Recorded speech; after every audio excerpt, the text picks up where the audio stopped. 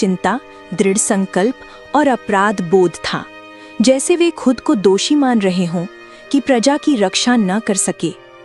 एक बीमार आदमी ने बिस्तर से कमजोर स्वर में कहा, महाराज बचाओ हमें, ये मौत की छाया है।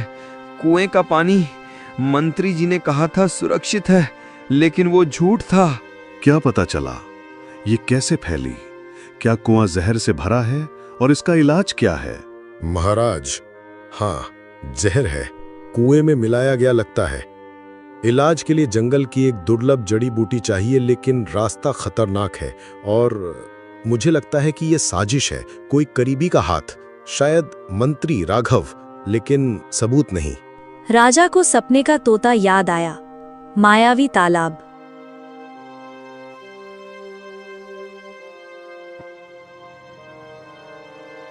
ये वही है।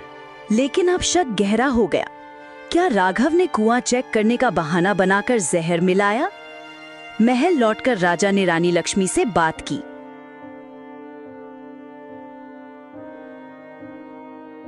रानी, मुझे जंगल जाना होगा, वो तालाब ढूंढना है, लेकिन मुझे लगता है कि गद्दार महल में है। क्या तुम कुछ जानती हो? महाराज, अकेले मत जाइए, खतरा बहुत है। मंत्री राघव को साथ ले लीजिए, वे विश्वसनीय हैं।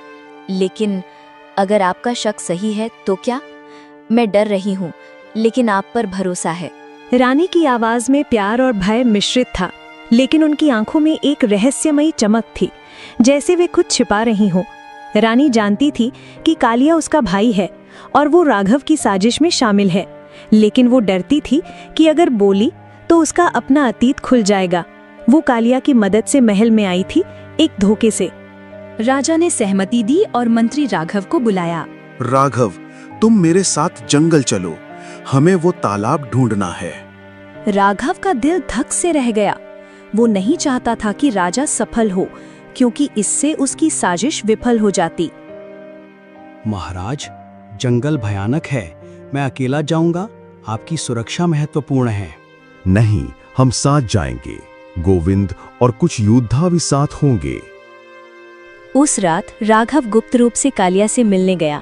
कालिया की झोंपड़ी जंगल के किनारे पर थी, जहां अंधेरा और जड़ी बूटियों की गंध फैली हुई थी।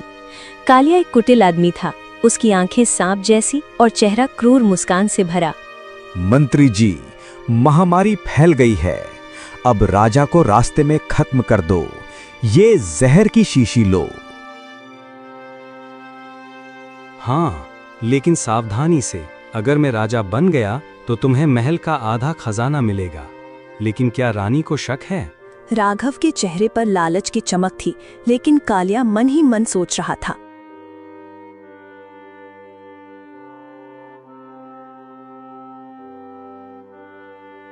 मूर्ख मंत्री, मैं तुम्हें भी धोखा दूंगा। जड़ी बूटी मेरे पास है, मैं खुद राजा बनूंगा। और रानी, वो मेरी बहन है, लेकिन वो चुप रहेगी क्योंकि मैंने उसे ब्लैकमेल किया है। लेकिन अगर वो बोली तो एक और योजना है, उसे भी जहर दे दूंगा। अगले दिन यात्रा शुरू हुई। जंगल का प्रवेश द्वार डरावना था। ऊंचे पेड़, जंगली जानवरों की गुर्राहट और एक अजीब सी सन्नाटा। राजा विक्रम आगे आगे चल रहे थे। उनके मन में प्रजा की चिंता थी।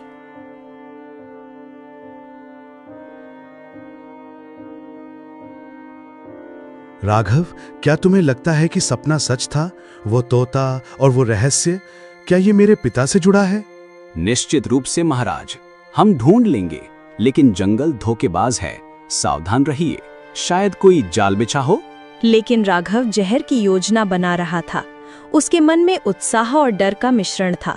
गोविंद, जो पीछे चल रहा था, राघव पर नजर रखे हुए था। मंत्री जी कुछ गड़बड़ लगते हैं। रास्ते में कई संदिग्ध घटनाएं हुई। एक बार एक पेड़ की डाल गिरते गिरते बची, जो राघव ने चुपके से काटी थी।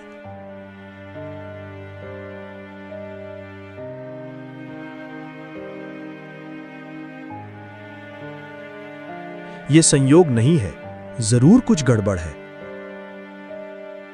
फिर एक जहरीली लता राजा के पैर से छू गई, लेकिन गोविंद ने समय रहते काट दी। महाराज सावधान, ये जंगल जीवित लगता है। लेकिन उसका शक राघव पर गहरा होता गया। रास्ते में एक तेज बहती नदी आई। वहां रुककर सबने पानी पीने का फैसला किया। राघव ने चुपके से राजा के पानी में जहर मिला दिया। राजा अब खत्म। लेकिन गोविंद ने राघव की हरकत देख ली थी। ये धोखा है। सस्पेंस बढ़ता गया। क्या गोविंद राजा को बताएगा या राघव का अगला हमला सफल होगा? जंगल और गहरा होता गया। शाम ढल रही थी और हवा में एक ठंडक फैल गई। वे एक पुरानी गुफा में रुके जहां प्राचीन चित्रकारी थी, तोते और जड़ी बूटियों की तस्वीरें। ये जगह परिचित लगती है। रात को राजा को फिर वही सपना आया। राजन, गद्दार तुम्हारे साथ है। वो जहर देगा। तालाब पास है, लेकिन धोखे की परतें हैं। मेरा रहस्य तुम्हें हैरान कर देगा। मैं तुम्हारा पिता हूँ, लेकिन और भी कुछ है। रानी, वो भी हिस्सा है।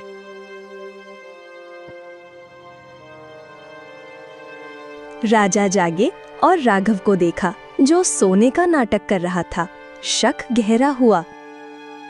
सुबह वे आगे बढ़े। अचानक एक भयानक शेर सामने आया। उसकी आंखें चमक रही थीं। योद्धा डर गए। पीछे हटो। राजा की आवाज में बहादुरी थी। वे तलवार निकालकर शेर पर झपटे, लेकिन राघव ने पीछे से धक्का दिया ताकि राजा शेर के मुंह में गिरे। गोविंद ने देख लिया।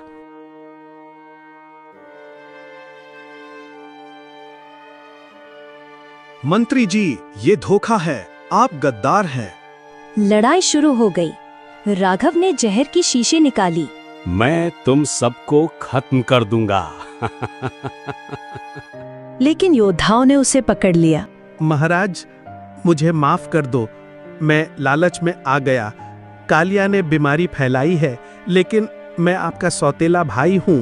आपके पिता ने मुझे गोद लिया था। क्या? लेकिन ये धोखा था। राघव असली में कालिया का बेटा था और पिता का रहस्य अलग था। वे आगे बढ़े और मायावी तालाब पहुंचे। तालाब का पानी नीला और चमकीला था। किनारे पर जड़ी बूटियां खिली हुई थीं। तोता वहां उड़ता हुआ आया। राजन, जड़ी लो।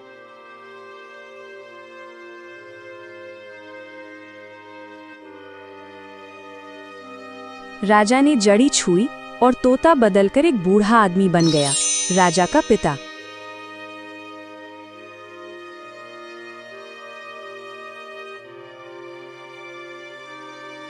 बेटे, मैं तुम्हारा पिता हूँ। कालिया ने मुझे श्राप देकर तोता बनाया था। राघव उसका बेटा नहीं, मेरा है। महामारी श्राप का हिस्सा थी, लेकिन रानी, वह कालिया की बहन है और उसने मुझे बचाने की कोशिश की थी, लेकिन धोखा और गहरा है। रानी ने तुम्हें धोखा दिया है। वो कालिया की साथी थी। पिताजी, रानी, ये धोखा कैसे? खुशी और सदमा, लेकिन सस्पेंस खत्म नहीं। महाराज, मैं कालिया की बहन हूँ। मैंने आपको धोखा नहीं दिया, बल्कि बचाया, लेकिन डर से चुप रही। कालिया ने मुझे मजबूर किया था। जड़ी से गांव ठीक हुआ। राघव और कालिया को सजा मिली। अमरपुर में शांति लौटी। लेकिन राजा अब हर किसी पर शक करते, क्योंकि धोखे की परतें कभी खत्म नहीं होती। धोखे की अनंत परतें क्या कभी खत्म होंगी?